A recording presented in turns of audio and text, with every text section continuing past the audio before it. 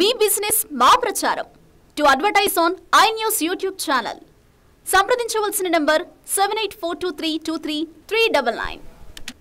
ఇప్పుడు రాపీ న్యూస్ చూద్దాం. స్వతంత్ర పాలస్తీనా దేశం ఏర్పాటును ఇజ్రాయెల్ ప్రధాని బెంజమిన్ నెతన్యాహు వ్యతిరేకించడాన్ని ఐక్యరాజ్య సమితి ప్రధాన కార్యదర్శి ఆంటోనియో గుటెరస్ తప్పుపట్టారు. నెతన్యాహు వైఖరి ప్రపంచ శాంతికి ముప్పు అని వ్యాఖ్యానించారు. నెతన్యాహు తన వైఖరి మార్చుకోకపోతే ప్రపంచ శాంతికి సవాల్ విసురుతున్న ఇరు దేశాల వివాదం సుదీర్ఘ కాలం కొనసాగే ప్రమాదం ఉందన్నారు. చాలా చోట్ల తీవ్రవాద సంస్థలు పుట్టుకు రావచ్చని వ్యాఖ్యానించారు. ఐక్యరాజ్య సమితి భద్రతా మండలి సమావేశంలో గుటెరస్ ఈ వ్యాఖ్యలు చేశారు. పాలస్తీనా ప్రజల స్వతంత్ర దేశ ఏర్పాటు హక్కును ప్రతి ఒక్కరూ గుర్తించాల్సిందే. రెండు దేశాల ఏర్పాటు పరిష్కారాన్ని ఎవరు అంగీకరించకపోయినా ఆ నిర్ణయాన్ని తిరస్కరించాల్సిందే. ఇలాంటి స్వతంత్రం, హక్కులు, గౌరవం లేకుండా అంతమంది పాలస్తీనా ప్రజలు ఒక ప్రాంతంలో ఉండటం అసలు ఊహించలేమని గుటెరస్ అన్నారు. సుదీర్ఘ కాలంగా కొనసాగుతున్న హమాస్, ఇజ్రాయెల్ సేనల ఘర్షణలు ప్రాంతీయంగా అల్లకల్లోలానికి దారితీస్తాయనే అంచనాలు నిజమవుతున్నాయని గుటెరస్ ఆందోళన వ్యక్తం చేశారు.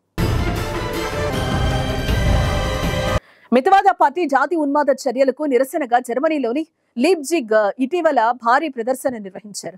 రాజకీయ నాయకులు, మాజీ మంత్రులు, వివిధ రంగాలకు చెందిన ప్రముఖులు దీనికి మద్దతు తెలిపారు. జర్మనీలోని మిగతా పట్టణాలకు కూడా నిరసనలు వ్యాపించాయి. నియో నాజీలంతా ఒక చోట చేరి దేశం నుంచి వలస వాపసులను తరిమేసే విషయంపై చర్చించినట్లుగా వార్తా కథనాలు వెలువడ్డాయి. ఈ నియోనాజీల సమావేశానికి జర్మన్ మితవాద పార్టీ ఏఎఫ్డి సభ్యులు కూడా పాల్గొన్నట్లు ఆ కథనాలు పేర్కొన్నాయి. శరణార్థులను సామూహికంగా గెంటివేయడంపై ఈ సమావేశం కేంద్రీకరించినట్లు స్థానిక మీడియా కథనాన్ని ప్రచురించింది. ఈ వార్తలు జర్మన్ పౌరులను షాక్కు గురి చేశాయి. వలసవాదులను ద్వేషించే మితవాద పార్టీలను నిషేధించాలని వారు నినదించారు. జర్మనీలో యూరోపియన్ నేతరులు, శ్వేతతరులు గణనీయ సంఖ్యలో ఉన్నారు. అసహనం, జాతీయ అహంకారాన్ని ఎట్టి పరిస్థితుల్లోనూ అనుమతించేది లేదని యువకులు వీధుల్లోకి వచ్చి నినదించారు. బెర్లిన్లో జరిగిన నిరసనలో సుమారు 1,00,000 మంది ప్రజలు పాల్గొన్నారు. పశ్చిమ నగరమైన కొలోన్లో జరిగిన ప్రదర్శనలో 70,000 మంది పాల్గొన్నారు. తమ దేశంలో అక్రమంగా నివసిస్తున్న సుమారు 1,00,000 మంది వెనక్కి పంపాలని కువైట్ నిర్ణయించింది. అలాగే మరో సంచలన నిర్ణయం తీసుకుంది. కువైట్ ప్రభుత్వం స్వల్పకాలిక జరిమానా మాఫీ పథకాన్ని నిలిపివేసింది. దేశంలో నివసిస్తున్న అక్రమ వలసదారులను బహిష్కరించాలని కూడా నిర్ణయించారు. ఇది అక్రమ విదేశీయులను నియమించుకునే కువైట్ వ్యక్తులు, కంపెనీలపై తీవ్ర ప్రభావం చూపుతుందని భావిస్తున్నారు. కువైట్ ప్రభుత్వం 2020 సంవత్సరానికి ముందు దేశంలోకి వచ్చిన అక్రమ వలసదారులను జరిమానాలు చెల్లించిన తర్వాత ఉండటానికి అనుమతించింది. కానీ ప్రభుత్వం ఈ ఆర్డర్ను స్వల్పకాలికంగా ఉంచింది. అయితే తాజాగా ఈ స్వల్పకాలిక ఆర్డర్ను నిలిపివేసింది. దేశంలో అక్రమంగా నివసిస్తున్న దాదాపు 1,10,000 మంది విదేశీయులు దీనివల్ల ప్రయోజనం పొందుతున్నారు. కానీ ఇప్పుడు అలాంటి వారు కొత్త సమస్యను ఎదుర్కోక తప్పదు. రెసిడెన్సీ నిబంధనలను ఉల్లంఘించిన వారిని బహిష్కరించనుంది. కువైట్ ఇటీవల అక్రమ విదేశీ నివాసితులపై కఠినమైన చర్యలు తీసుకుంది. అక్రమ వలసదారుల్ని దాచిపెట్టిన ప్రవాసులు ఎవరైనా కూడా బహిష్కారం తప్పదని హెచ్చరించింది. అంతరిక్షంలో పరిశోధకులకు తాగునీరు, ఆహారం విషయంలో విస్తృతంగా పరిశోధనలు జరుగుతున్నాయి. వ్యోమనౌకలు ఇప్పటికే సలాడ్లు చేయటం, ఆకుకూరలు పండించడం వంటి పరిశోధనలు జరిగాయి. తాజాగా జరిపిన అధ్యయనంలో ఇలాంటి ఆహార పదార్థాలను తినటం వల్ల వ్యోమగాముల్లో అనేక ఆరోగ్య సమస్యలు తలెత్తుతాయని తేలింది. ప్రమాదకర బ్యాక్టీరియా వీటిలో వ్యాప్తి చెందేందుకు ఎక్కువ అవకాశాలున్నాయని బయటపడింది. యూనివర్సిటీ ఆఫ్ డెలావర్ జరిపిన ఈ పరిశోధన వివరాలు సైంటిఫిక్ రిపోర్ట్స్ ఎన్పిజే మైక్రోగ్రావిటీ జర్నల్స్ లో ప్రచురితమయ్యాయి. ఆ వివరాల ప్రకారం నాసా 3 ఏళ్ల నుంచి లెటస్ అనే ఆకుకూరను అంతర్జాతీయ అంతరిక్ష కేంద్రంలో పెంచుతోంది. పూర్తిగా మూసేసి ఉండే అత్యాధునిక ఛాంబర్లలో భూమిపై వాతావరణాన్ని కృత్రిమంగా ఏర్పాటు చేసి వీటిని పెంచుతున్నారు. ఈ ఆకుకూరలను, వీటితో తయారు చేసిన సలాడ్లను శాస్త్రవేత్తలు పరిశీలించగా అందులో ప్రమాదకర బ్యాక్టీరియా ఉన్నట్లుగా బయటపడింది. దాంతో పాటు ఫంగీ కూడా ఉండగా ఇవి ఆరోగ్యానికి అత్యంత ప్రమాదకరమని శాస్త్రవేత్తలు చెప్తున్నారు.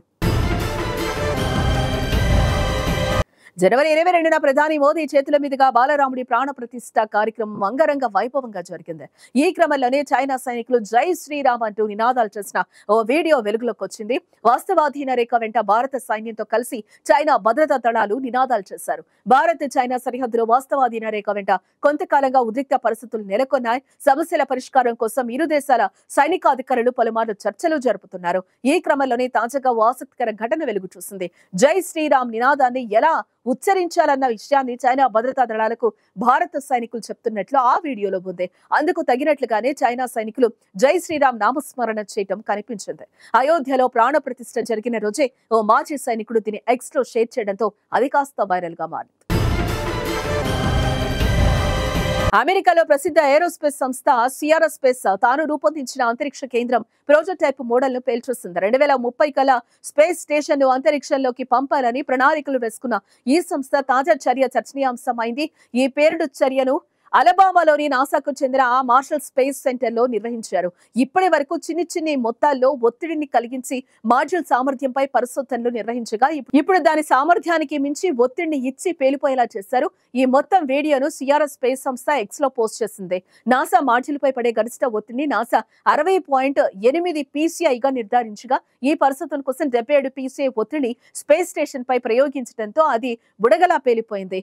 ఈ చర్యను ఉద్దేశపూర్వకంగానే చేశామని, కొన్ని రకాల వివరాలను తెలుసుకోవటానికి ప్రయత్నించామని సియారా స్పేస్ ఒక ప్రకటనలో పేర్కొంది. కాగా అత్యాధునిక సాంకేతికతతో తయారు చేసిన స్పేస్ సెంటర్ ను సియారా స్పేస్, బ్లూ ఆరిజిన్ సంస్థలు సంయుక్తంగా 2030 తర్వాత అంతరిక్షంలోకి వినియోగించుకున్నాయి.